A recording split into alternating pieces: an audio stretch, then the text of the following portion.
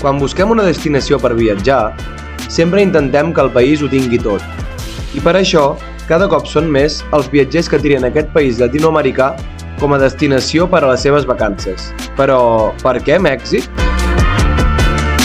Doncs bé, Mèxic és un país ple d'història, platges precioses, paisatges i zones espectaculars i una gastronomia coneguda per tot el món. Si pensaves anar-hi tard o d'hora, o simplement vols saber més sobre aquest brutal país i tot el que té per oferir-te, no et preocupis, t'ajudaré a triar quins 9 llocs no et pots perdre. Prepara't per una gran aventura i ándele! Bueno, millor dit, fot-li doncs! Pep, abans de res, presentar-me. Soc el Sergi de Viatger.cat, un dels únics, si no l'únic canal que aposta per la llengua catalana per compartir-vos la meva addicció pels viatges i explicar-vos experiències de primera mà arreu del món. Així que assegureu-vos de destrossar el botó m'agrada, subscriure's i activar les notificacions per estar al dia de tots els continguts en català. Ara sí, el primer, Tulum. Tulum és un dels millors llocs de la Riviera Maya i un lloc per no saltar-se si visiteu la península del Yucatán. La zona arqueològica, tot i ser molt turística, em va flipar. Situada en un penya-segat amb vistes a les magnífiques aigües turqueses del Mar del Carib, hi podem trobar l'antiga ciutat maia amb el seu icònic castell. Aquest és sens dubte un dels paisatges més bonics del país, on recomano visitar les ruïnes de Tulum. Us recomanaria anar-hi ben d'hora per evitar visitar-les amb tota la turistada. Aquestes tenen un preu d'uns 80 pesos al voltant d'uns 4 euros i la ruta sol durar entre 2 i 3 hores. Una altra de les coses imprescindibles d'allí és baixar a la platja, banyar-se i gaudir d'una de les platges que personalment m'han molat més del món, clarament entre totes les que he tingut l'oportunitat de veure. Si la trobessis massa plena, no et preocupis, tens l'alternativa d'anar a Playa Paradiso, una altra de les millors platges de Tulum i que té una llargada de més de 2 quilòmetres de llarg. El segon, San Cristóbal de las Casas. Aquesta ciutat fotogènica, amb aires de poble, situada a l'estat de Chiapas, és una de les preferides pels locals i turistes. També conegut com el Pueblo Mágico, destaca pels seus edificis colonials i el seu ambient bohemi, ple de llocs per relaxar-se i disfrutar d'un ritme de vida diferent. Passeja pels seus carrers empedrats. Al·lucina amb les seves cantonades acolorides. Tasta algun dels seus plats diferents, com els tacos de llengua de vaca, ulls, cervell i altres parts que no són tan comunes de menjar. Ves als mercats i regateja algun que altre record autèntic de la zona. Escolta música o mira la posta de sol des d'algun dels seus indrets més únics. Aquestes són només algunes de les coses que pots fer aquí. I estic segur que t'enamoraràs d'aquell lloc i no voldràs marxar. T'ho dic per pròpia experiència. Des de San Cristóbal de las Casas pots arribar a Palenque amb autobús, tal com vaig fer jo. El viatge és d'unes 5 hores i per aquest fet recomanaria quedar-me a dormir per la zona, ja que hi ha altres llocs ben guapos per visitar, com la cascada de Misolja o les cascades del Agua Azul. I aquest és el tercer lloc que us recomano i un dels meus preferits de tot Mèxic, Palenque. La zona arqueològica de Palenque és un jaciment arqueològic maia més petit que Chichén Itzá o Calakmul. Molt menys turístic que Chichén Itzá, per suposat, i això, juntament amb que està situat enmig d'una selva tropical, ho converteix en un lloc impressionant. És una de les ciutats més importants del món maia. Va ser habitada per primera vegada cap al 100 abans de Crist. No era la més gran de les seves ciutats, però conté algunes de les millors estructures arquitectòniques, construccions i escultures que els maies han produït mai. Encara que Palenque és amb diferència la zona més investigada de totes les ciutats maies, es calcula que menys del 10% de la superfície total de la ciutat està explorada, deixant més d'un miler d'escultures encara cobertes per la densa jungla. Parlant de jungla, no us la perdeu, i menys l'experiència de caminar per dins d'una espessa selva, la qual dona refugi a una abundant fauna que inclou micos aranya, serps, ossos formiguers, tapirs, cérvols, altres petits mamífers, i a les profunditats de la jungla encara pol·lula el sagrat jaguar, malgrat que van comentar que últimament potser ja no en queda cap. El meu millor consell és arribar aviat a la zona. Nosaltres vam arribar-hi al voltant de les 9 i vam tenir 3 hores per explorar-ho tot tranquil·lament.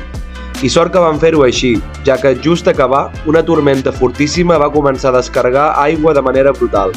I encara gràcies que vam trobar uns guardes molt simpàtics que ens van portar amb cotxe de tornada, si no hauríem quedat ben xops. El quart, Isla Holbox. L'isla de Holbox és un paradís que s'ha massificat en els últims anys, però malgrat això, és un dels llocs de la Riviera Maya que no recomanaria perdre.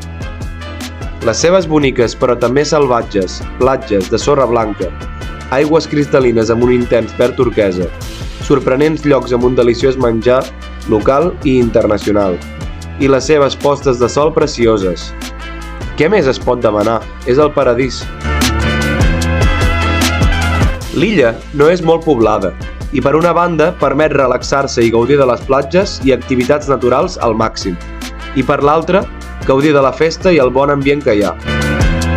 Si t'allunyes del centre, ets pràcticament en una illa privada, i entre les 1000 activitats que pots fer, vaig tenir l'oportunitat de caminar entre mantes, fer snorkeling i veure gran diversitat d'animals de tots tipus. Això sí, si vols moure't dins de la illa ho hauràs de fer caminant o en un carro de golf, ja que no es permet l'entrada de vehicles de motor a Holbox. El cinquè, Cenotes de Valladolid. A la península de Yucatán n'hi ha centenars i centenars de cenotes que pots visitar i banyar-te.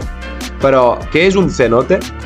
Un cenote és un profund pou d'aigua que s'alimenta per la filtració dels rius de pluja i del mar. Aquestes formacions geològiques són generades per l'erosió del sòl. Els maies els hi van donar un ús sagrat a aquests llocs, on hi feien rituals i sacrificis. Aquestes estan plenes de formacions geològiques increïbles.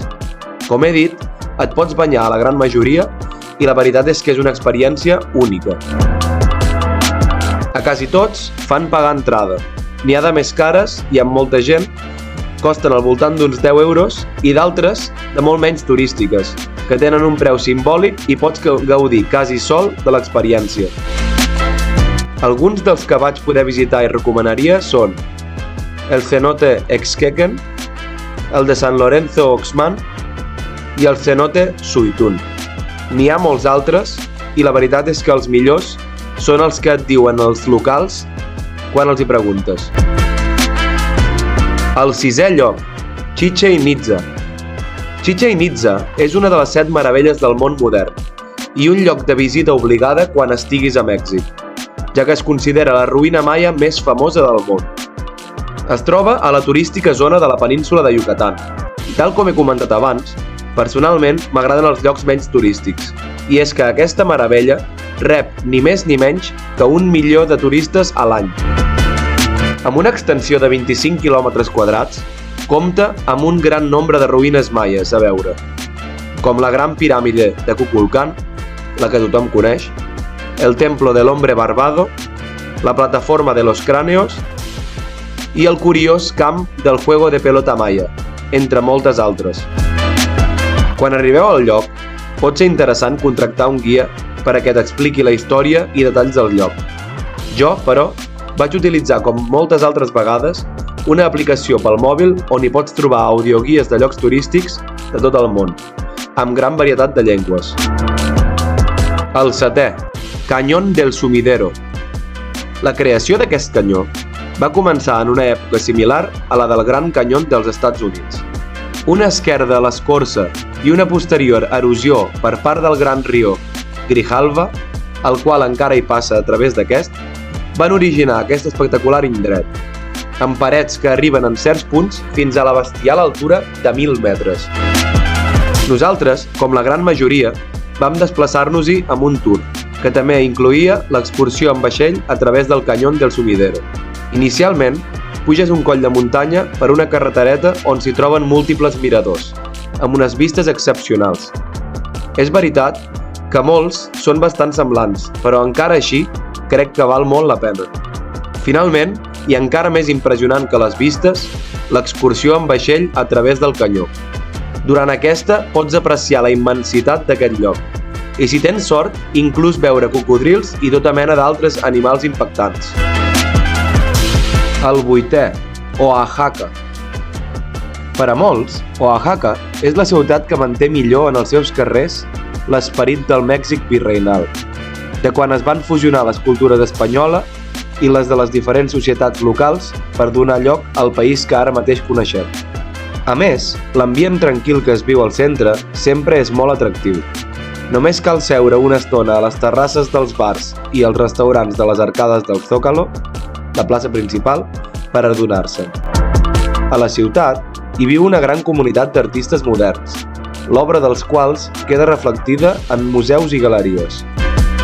Recomanaria una estada de 3 o 4 dies per conèixer la bonica varietat de coses que hi ha per visitar i fer, com l'exconvent de Santo Domingo, comprar artesanies, provar les tlayudes i els moles als mercats 20 de noviembre i el de Benito Juárez, passejar pel tradicional barri de Xochimilco. Aquestes són només algunes de les millors coses a fer en aquesta ciutat mexicana. Si teniu la sort de ser-hi el Dia de Muertos, podreu viure una experiència totalment inoblidable.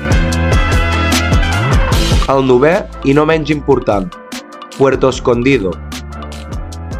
Aquest destí reuneix els elements més fascinants del Pacífic mexicà.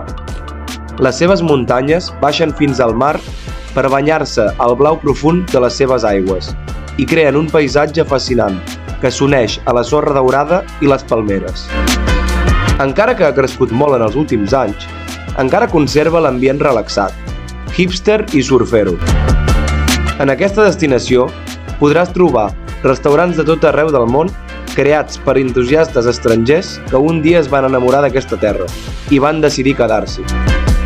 També hi ha hotels de luxe, petits apartaments i fins i tot càmpings. No hi falten els bars i els festivals de música, les galeries i els cafès d'ambient bohem.